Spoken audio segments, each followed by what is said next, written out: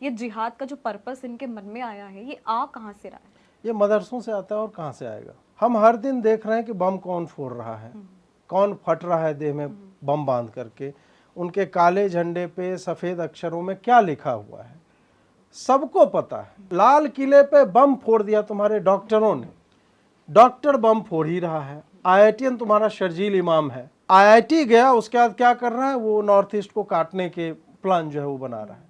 उसके बाद उमर खालिद, उसको भी भाई जेएनयू हम लेकर के आए कि भाई पढ़ो, हमारे आपके टैक्स के पैसों पे 10 रुपया का खाना खा रहा है, 10 रुपया के हॉस्टल में रह रहा है, और भारत तेरे टुकड़े होंगे की बात होती है।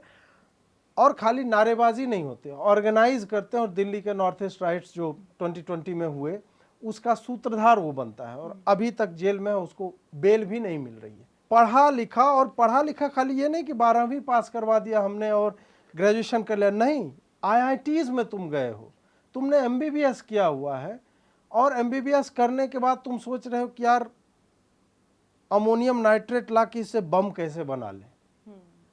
तो ये तो मतलब शिक्षा का अलग ही दुरुपयोग एक तरह से हो रहा है।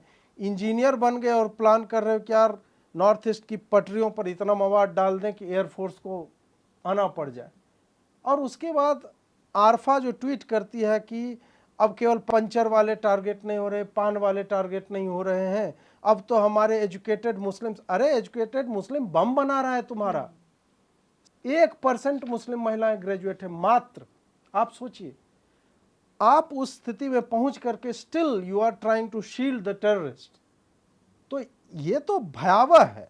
जो अच्छे स्कूल कॉलेज में पढ़े उनकी ये स्थिति है, मदरसे वाले तो क्यों नहीं। 8 साल के बच्चे का मुरादाबाद का एक वीडियो मैंने देखा था, उसमें वो बोल रहा है कि हमारे मौलवी जी कहते हैं कि हिंदू लड़कियों को फंसा करके ला, उसके साथ हम गंदा काम करेंगे। 8 साल का बच्चा ये कह रहा है।